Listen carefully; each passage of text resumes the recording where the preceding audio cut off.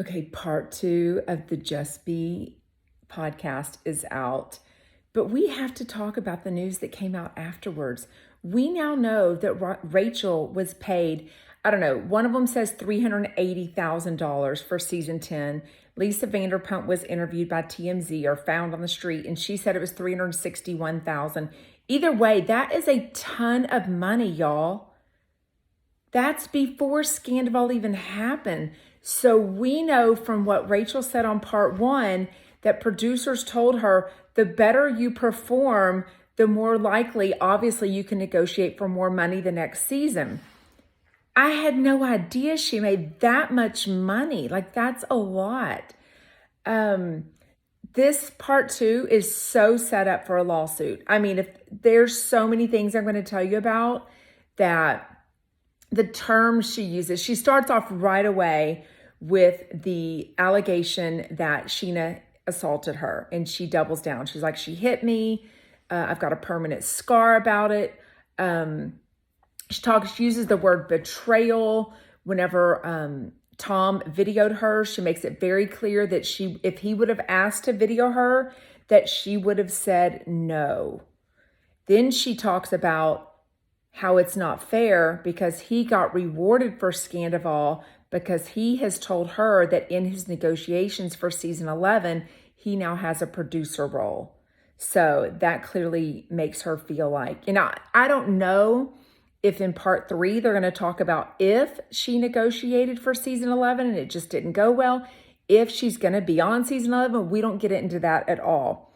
So then they get into I thought reality TV was going to be fun, but now I realize I'm selling my soul. Who did that, though? You have to take personal responsibility. You made those choices. You made that decision.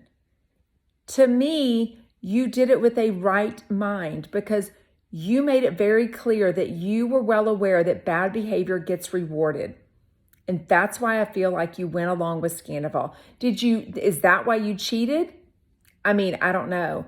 Why did you kiss Tom Schwartz? Why did you kiss Oliver? Why did you go on a date with Peter all at the same time that you were having a full-on affair with Tom Sandoval? Like demented, like literally crazy.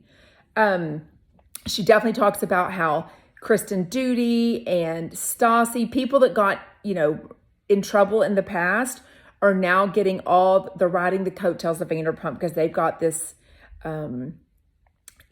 spinoff coming.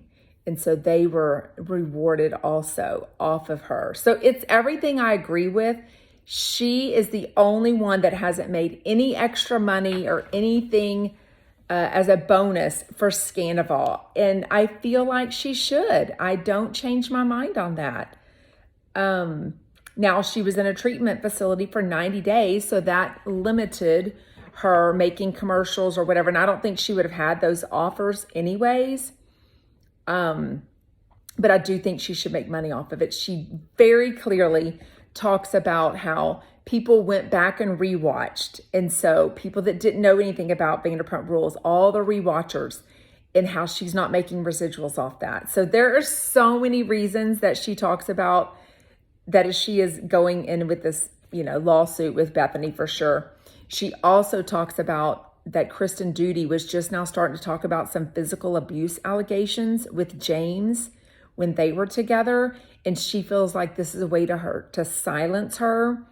And Rachel says that when she was with him, she has, what'd she say? She has seen James be a violent person. They didn't go into any details. I think there should have been. Also, they said they were going to talk about Graham at the top of the show, and they don't. I just realized that. Anyways, I want to hear about Graham, definitely. So I got to tune in for part 3 now. The end of it is all about, Bethenny kind of tearing up, and, it was really emotional. She's reading the really negative stuff that was said to her at the reunion, and it is horrific stuff. It's a reality TV show, though. Are they going to amp things up? I think they are. Were emotions high? Yes. Are they all well aware that super mean stuff is what gets people in ratings and money, and they know that they're doing their job?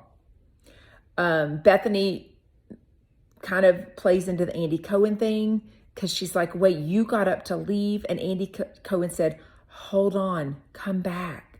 And she talks about, you know, his age, he's a producer, no one was there to protect you, could you go to HR? All a setup for the legal thing, right? For sure. I mean, Rachel is her big bomb for this whole reality reckoning, in my opinion. The end of it is a lot of emotional abuse talk by cast members, that she would have never been the same. She was never this person since she started on season 5, and now she feels like she's a completely different person in season 10. Again, I just wonder if that was all intentional. Because like I said yesterday, at BravoCon 2022 on one of the panels in October, somebody said, I think Rachel's going to come off as the villain this year, and she just smiled. That was October. She kept on with the whole thing. She knew what she was doing. Tell me your thoughts, and let's listen to part 3 tomorrow.